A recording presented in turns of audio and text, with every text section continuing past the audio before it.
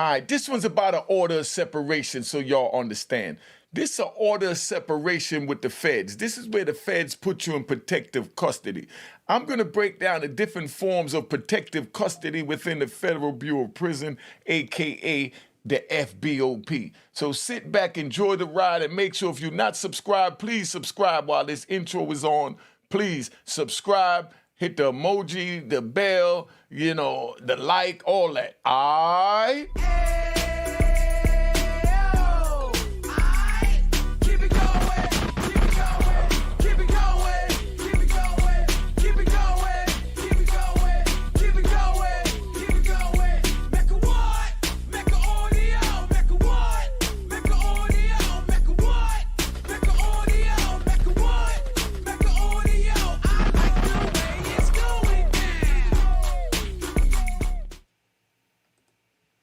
All right, you know what it is. Unique Mecca Audio, man. This what it is. I'm going to break down what an order of separation is. If you're not subscribed, subscribe, man. Subscribe. Please subscribe if you're not subscribed. An order of protection, they have many different kinds within the feds. They got the PC. That's called protective custody. Protective custody is where they lock you away from everyone else and say that, you can say your life is in danger, okay? Like we'll take this FBG Duck trial situation with THF BZ, THF TZ, excuse me. Like I said, I don't do no writing down. I just go off the head because all this is natural. THFTZ, right, is in what they call PC. I'm going to break down the different forms of PC so you understand.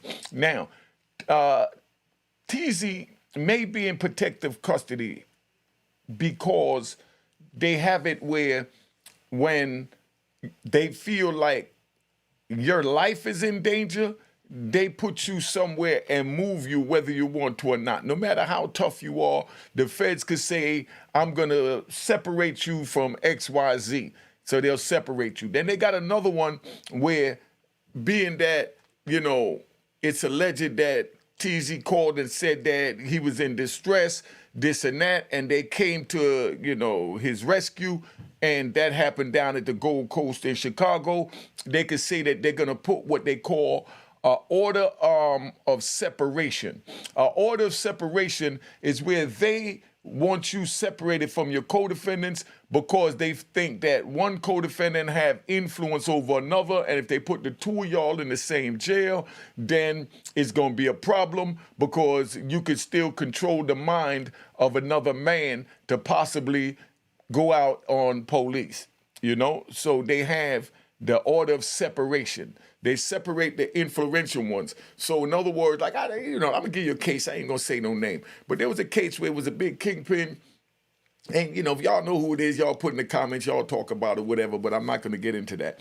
There was an order where there was a big kingpin that was charged with, like, decapitation, murder, extortion, and everything else under the book. So being that, he had the power to order a man to take off another man's joint, bang. You understand? That means that he has a lot of power over that man, so they don't want the two of them ever to be together in a federal prison because the two of them together in a federal prison will cause mayhem because all he got to do is tell him, go decapitate that officer, and anything could happen. So to prevent that, they put what they call an order of separation.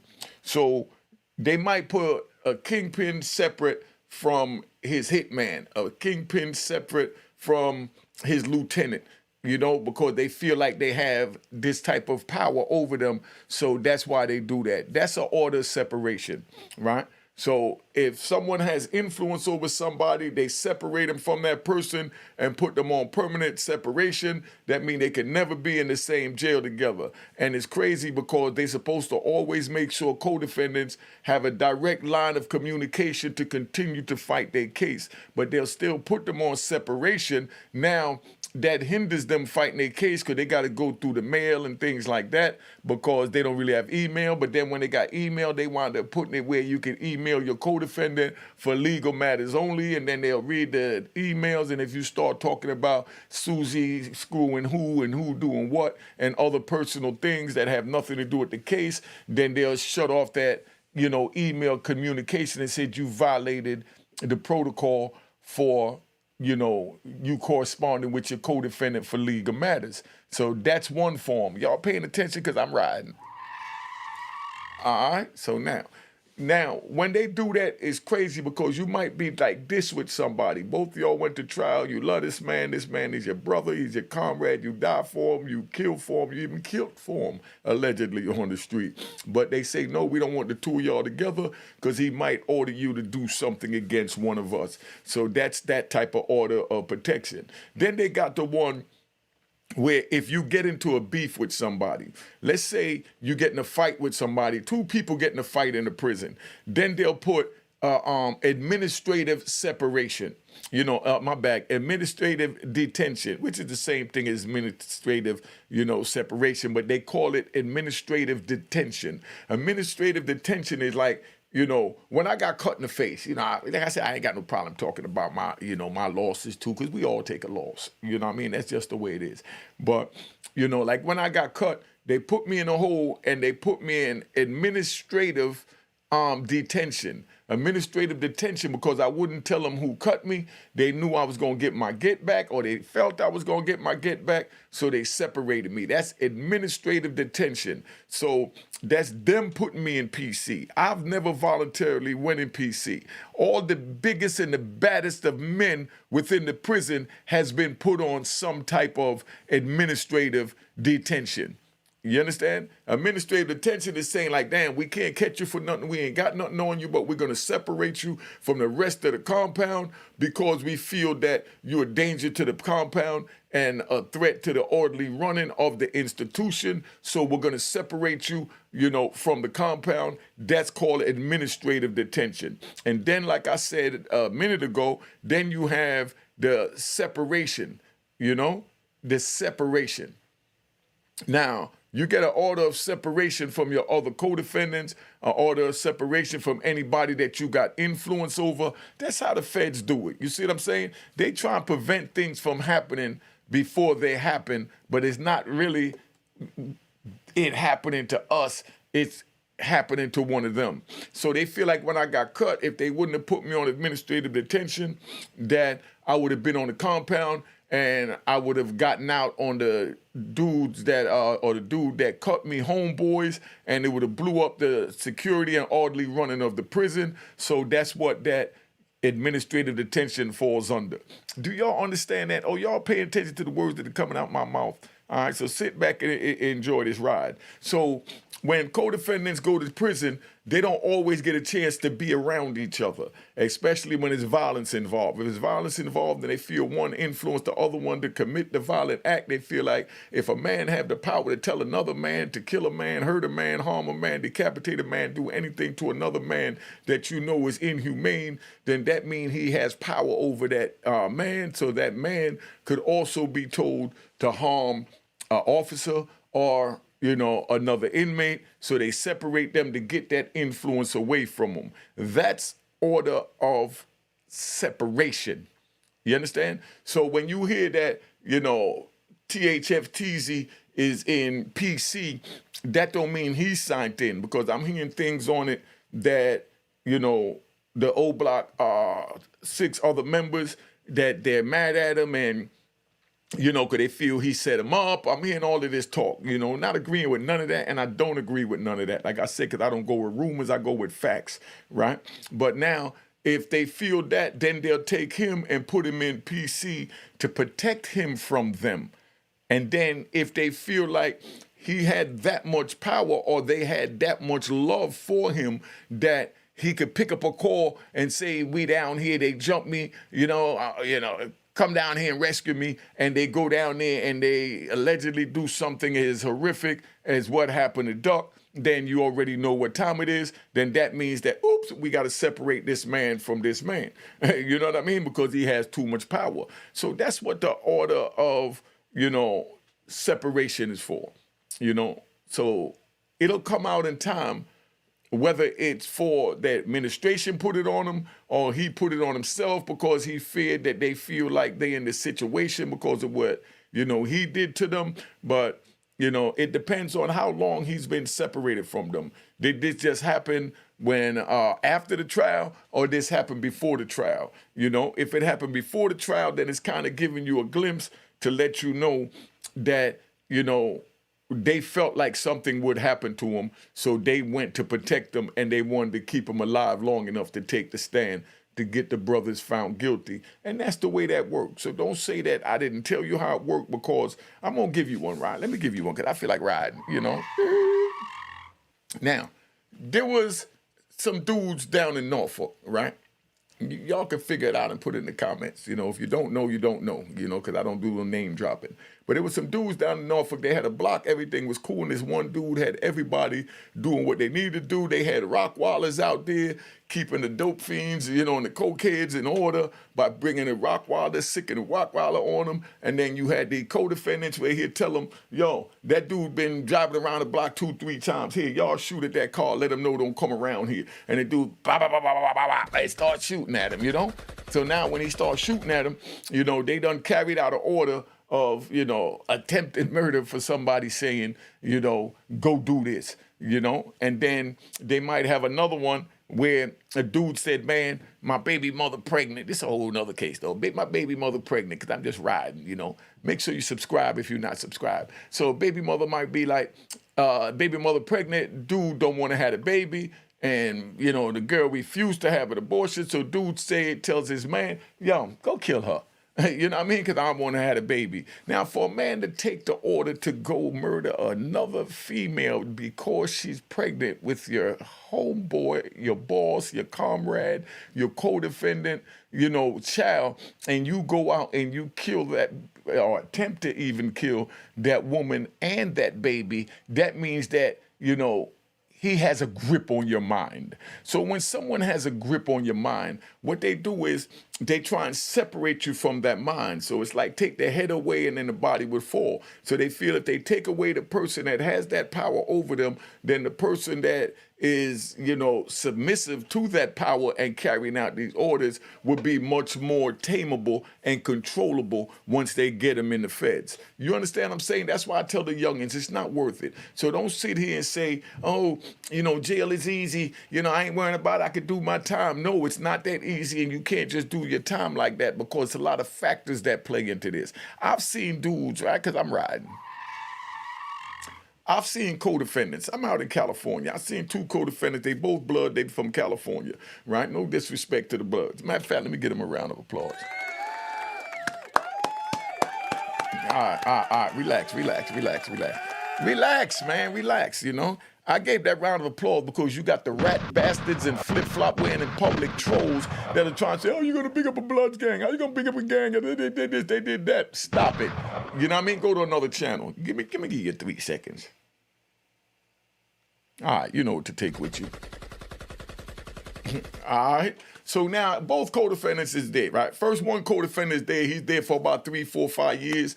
Everybody love him. Good dude. He get along. Everybody smoke weed. He got a good conversation. He make your time go. You can really bid off him. Bidding off of somebody that can take your mind away from the prison and take you beyond the walls with just their presence, their spirit, their mind, their stories. You know what I mean? And they just some funny MF, you know?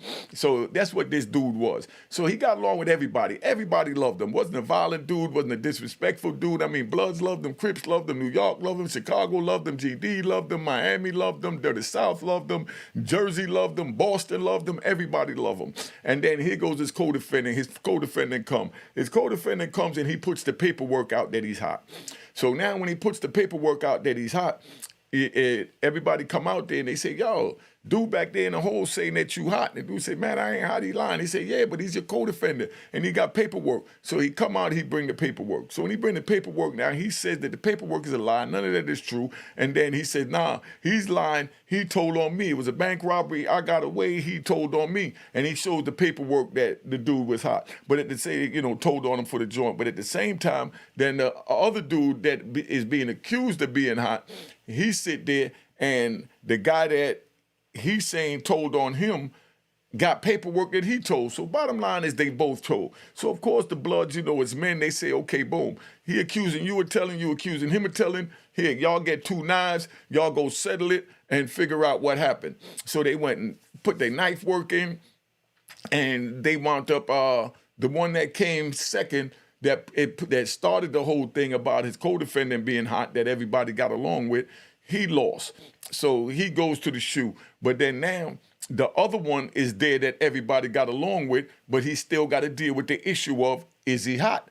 The paperwork is there, bottom line, So now, the Bloods had to deal with that. So what they did is they wound up telling him, politely, you saying the paperwork ain't real, but bottom line is paperwork. Until you get proper paperwork, you got to go up top. You know what I mean? Going up top means you go to, the protective custody. You got to get off the compound because we don't want the compound knowing that we allowed you to stay around us when we know that there's paperwork that's questionable about you hot. So until you got something concrete to show that paperwork is not good, you got to go because you're giving a car a bad name. And if you don't want to go, you already know what the consequences is. That means that now we're going to put that violent, hot steel that Bethlehem is, Banky Pound says, big shout out to Banky Pound. Go check out Banky Pound. I like that dude. That's my man. You know what I mean? We all work together because we're not into trying to eat each other's back out. We do, we got to do. Bill Feasy, another one that I like, but now that happened, they have to figure out how they're going to deal with that situation.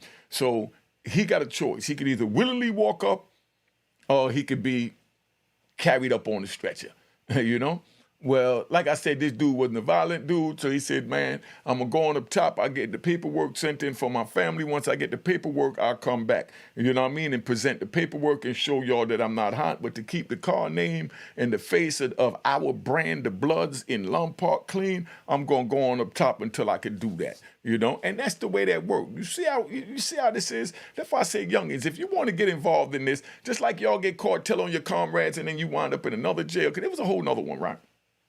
There was a whole nother one. Let me get another one because I'm riding. Let me get another one. There was a whole nother one where there was a dude that was sitting there and his co-defendant, told on him.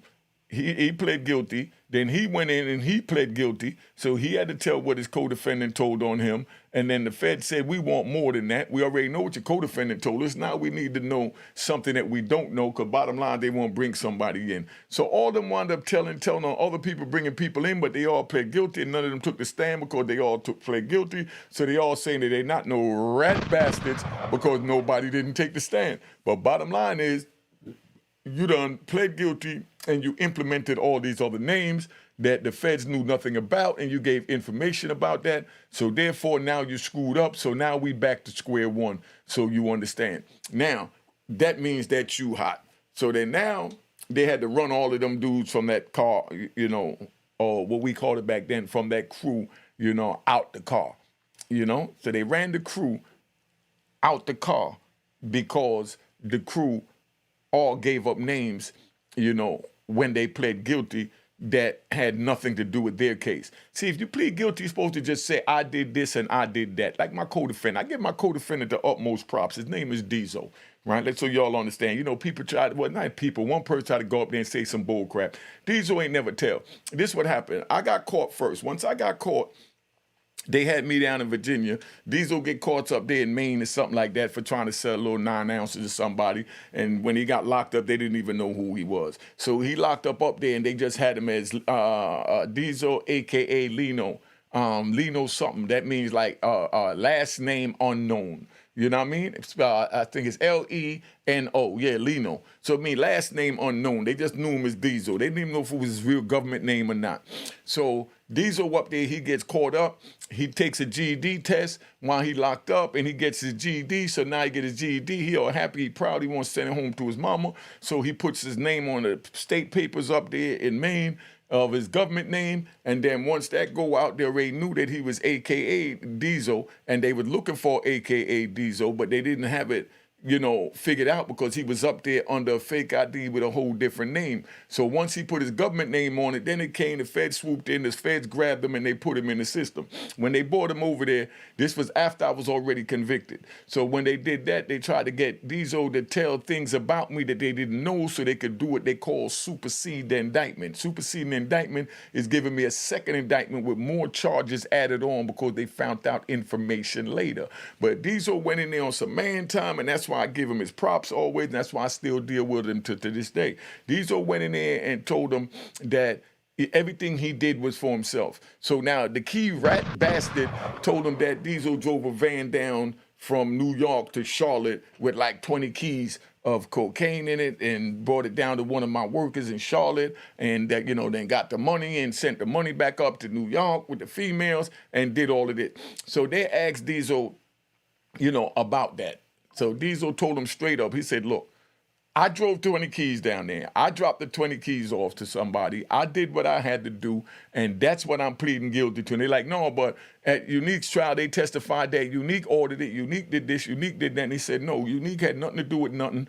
I took the drugs down to Charlotte and I sold the drugs, and that's what I'm pleading to, that I sold drugs or transported drugs from New York to Charlotte. And they like, no, but Unique is the one that gave it to you. He said, no, he wasn't the one that gave it to me. He said, yeah, but the testimony, the trial. So he said, well, whoever testified at the trial, they lied. They committed perjury. So now they're furious with him, So they have something called acceptance of responsibility. Acceptance of responsibility is when you do like Diesel did, you go up there and you say, I did this, I violated, I'm accepting my responsibility, and they give you 2 points off that will wind up dropping your time. So if you're looking at it 20 years, you might wind up with 15 with the acceptance of responsibility. Diesel accepted his responsibility, but being that when he accepted responsibility, he didn't accept it and tell the government's version of what went on or to support the rat. The government fought him and said that he wasn't truthful because there was testimony on the oath saying that Diesel, took the drugs down there for Unique. Now Unique is saying, now Diesel's saying he did it for himself, So that wound up getting Diesel 27 years in prison. So you understand. But that's how men do. Instead of telling on me, he took his time as a man. Instead of me telling on my comrades, I took my time as a man. And that's just what it's all about. That's why I say don't get involved in the street, because this is tricky. There's no gray area. And that's why I'm wearing gray today. It's just in the black, and white. Because it's just black and white. There's no gray area in between. It's either black or white. Either you did it or you didn't do it. You know what I mean? Either you're a rat or you're not a rat. Either you tell or you don't tell. There's no justification for telling, no reason for telling. No, they got my pet monkey Bubbles. They got my mother. They got my brother. They got my sister. They got my wife. They talking about taking my kids from my wife. You knew all that when you got involved in the game. That's why I say don't get involved in the game, so you ain't got to worry about them threatening or taking your children, your mother putting her in jail, your uncle, your father, or your pet monkey Bubbles. Nobody go to jail if you don't go on the street and violate the law. If you violate the law, you get caught, you handle your business by yourself. And that's why I'm saying that I don't feel that you capable of that, because it's a different generation and y'all wasn't raised with this embedded in you, so you do what you choose to do. And on the strength of that, that's why I'm saying now, don't get involved in the street. If you're not subscribed, please subscribe. Please subscribe. The book is on the screen. Where's that? I put it right there. The book is on the screen. Roaring Harlem. You could go to roaringharlem.com and Google or Bing and buy the book from my website. Or you could go to Amazon. It got 4.5 stars. But and the Cash App is on the screen. Make sure you hit the logo. It says it was created in 2020. And follow me on Instagram. And Twitter. Make sure you, Twitter.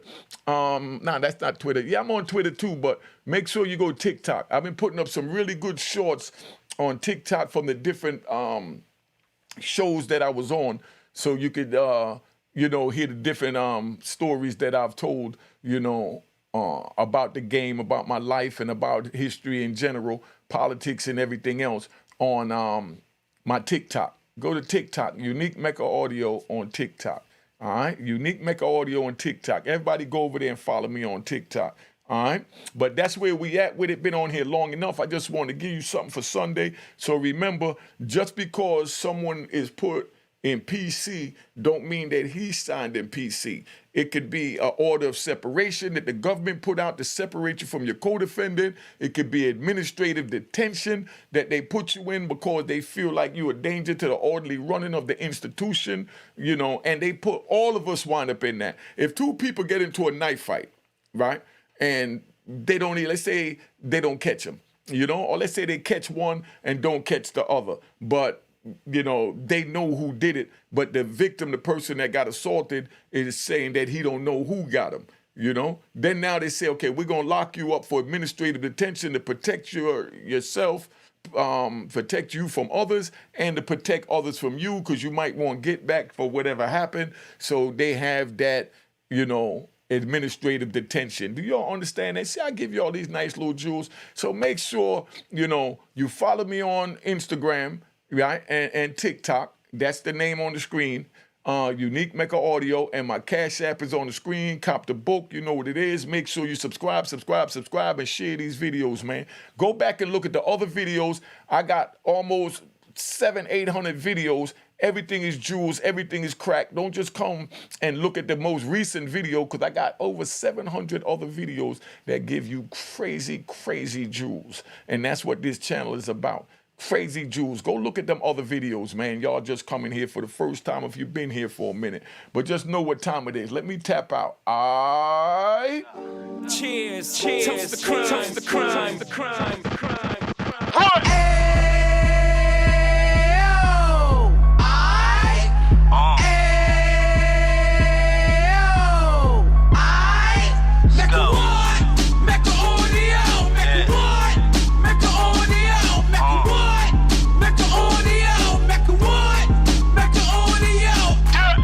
Fresh out the can of 26, he back on the strip, getting back in the mix. What he mentions a gift. You stand up 10 toes down, and I suggest you pay attention to this. Take a little gully posse and put it in Harlem. He cut from the bottom, came up from the bottom. Drop the book, you should go and get it. The Instagram page and the YouTube, you could go and visit. Then you could consider yourself LinkedIn. Sit front row and get Jews from a kingpin. How he went through it, so you ain't gotta go do it. To not pay attention would be stupid. Talking about a man that probably put your grandfather on. Probably the reason that him and your grams got along. A man that generated millions on the block, did his time, never squilling to the cops, Mecca Audio.